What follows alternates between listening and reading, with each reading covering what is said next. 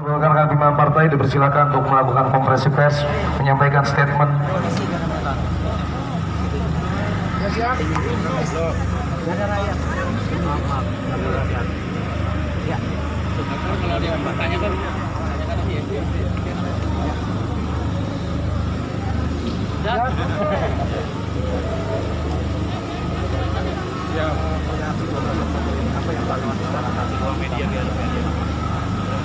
Pada hari ini, bagaimana telah kami sampaikan pada konferensi pers pada pagi hari tadi, bahwa organisasi yang berorganisir aksi hari ini yang sebelumnya dan hari ke depan sampai dengan Desember 2022 adalah Partai Buruh bersama organisasi Serikat Buruh, Petani, Nelayan, Jala PRT, Miskin Kota, Guru Honorer, Buruh Migran, dan kelompok pekerja informal lainnya. Siang ini kita akan mengakhiri aksi pada hari ini karena memang kami tidak ada rencana untuk bertemu dengan jajaran pihak pemerintah. Aksi hari ini adalah aksi aspirasi dan nampaknya belum ada kami dapat kabar sampai hari ini, sampai siang ini, apa reaksi pemerintah terhadap 6 isu. Isu yang pertama adalah mengembalikan harga BBM ke harga yang semula karena harga minyak dunia juga sudah turun.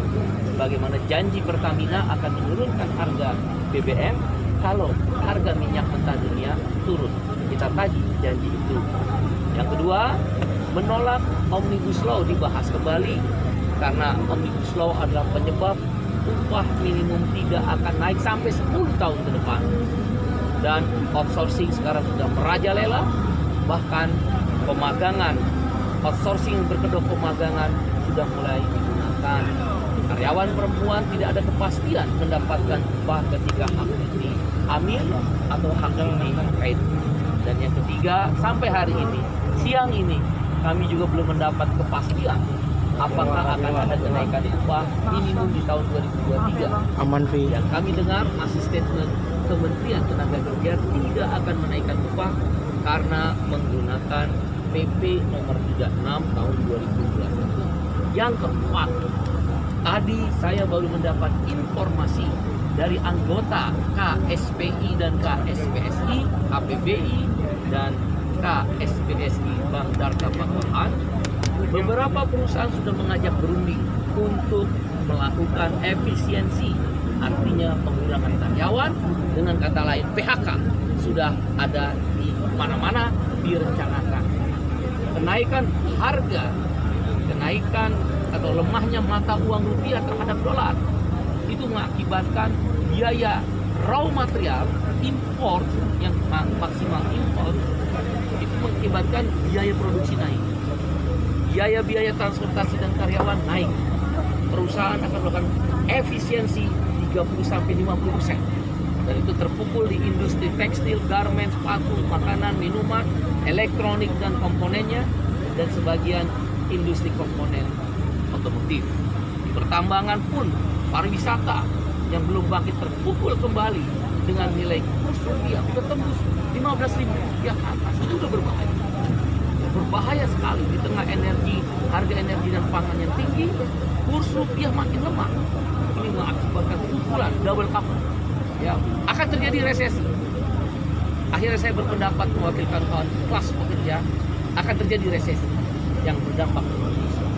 Dan hingga hari ini land reform dalam bentuk bank tanah di Omnibus Law juga belum dimasukkan ke dalam sebuah keputusan. Dan yang terakhir, RUU PRT tadi kami cek ke Komisi 9 DPR RI juga belum menjadi prolegnas. Dan demikian dalam kesempatan statement penutup Partai Buruh dan organisasi buruh, petani, nelayan dan organisasi kelas pekerja lainnya, aksi ini akan dilanjutkan. Pada tanggal 10 November, setengah dari pabrik akan kami turunkan ke Jakarta. Itu berarti bisa ratusan ribu. Setengah dari pabrik Jawa Barat, Banten, DKI, kami akan turun ke Jakarta. Boleh jadi ada yang cuti mungkin, boleh jadi ada yang ganti hari, bahkan boleh jadi ada yang mendapatkan diskon. Setengah, itu berarti ratusan ribu. Pabrik-pabrik di Cikarang, pabrik-pabrik di kawasan Tangerang sebagai akan tutup, setengah akan datang ke Jakarta. Dan itu juga tidak didengar. Pertengahan Desember 2022 stop produksi 3 juta sampai 5 juta buruh kami akan memotong. Itulah kesimpulan pada pertemuan pada hari ini. Hari ini perkiraan yang datang berapa, Pak? Hari ini tadi sekitar 6.000 lebih, karena ada sekitar 150 bis. Satu bis kan sekitar 50, tapi ada yang di bawah 50. Jadi itu bukan omong kosong, 6.000 lebih. Dan juga ada kendaraan pribadi, ada kendaraan roda 2 dan lain sebagainya. Pak Said, untuk tanggal 10 November nanti Pak, aksinya bakal di Patung Kuda atau di depan gedung DPR Pak? Izin. 10 November aksi akan dipusatkan di istana. 10 November akan dipusatkan di istana dalam rencana, bisa jadi di pusat. Bahkan kami akan bergabung dengan kalangan mahasiswa. Ya, kalangan mahasiswa. Pak, apabila hal ini dibiarkan oleh pemerintah, efek jangka panjang bagi kaum buruh apa Pak yang akan terjadi? Apabila upah tidak naik di tahun 2023, inflasi sudah tembus yang secara umum 6%, tapi makanan, minuman, transportasi dan perumahan kan tadi sudah saya jelaskan di pagi hari 3 kali lipat.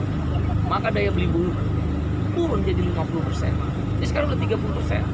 Hantaman kenaikan harga BBM 3 tahun nggak naik, upahnya udah turun 30%, purchasing power, daya beli. Bila tetap nggak naik upah di 2023, itu turun 50%. Karena angka udah melambung tinggi semua. Pemerintah, menurut pendapat kami, belum maksimal mengendalikan harga-harga.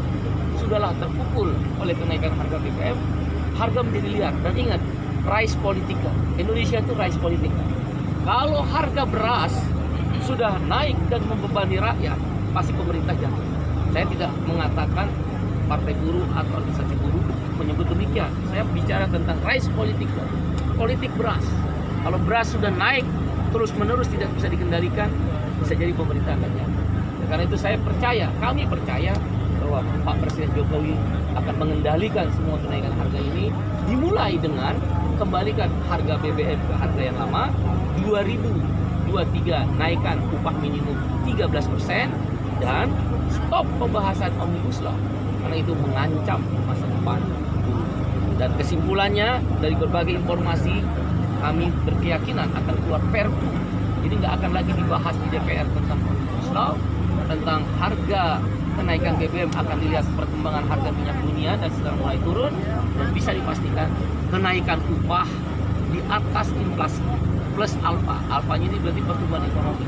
Nanti kita lihat harga pertumbuhan ekonomi berapa. Demikian, kita ucapkan terima kasih. Kami akan mengakhiri aksi pada hari ini dengan tertib dan damai dengan sebuah pesan. Wahai seluruh netizen, persiapkan jari-jarimu, persiapan kekuatan jari-jarimu. Kirim, karena Presiden Jokowi pasti akan mendengar suara rakyat. Pasti akan mendengar bahwa rakyat tidak setuju Omnibus Law, bahwa rakyat tidak setuju kenaikan BBM, bahwa rakyat tidak setuju upah tidak naik. Terus gunakan kekuatan sosial media untuk meyakinkan Presiden. Saya berkeyakinan, kami berkeyakinan, kita berkeyakinan Presiden Jokowi akan mendengar rakyat. Netizen jangan berhenti. Perjuangan melawan BBM naikkan harganya tidak akan. Terima kasih. Terima kasih. Oh iya, saya bisa. Punya malang tuh. Malang. Hai Pak, Haji. Dari Bang Maca. Bang Maca.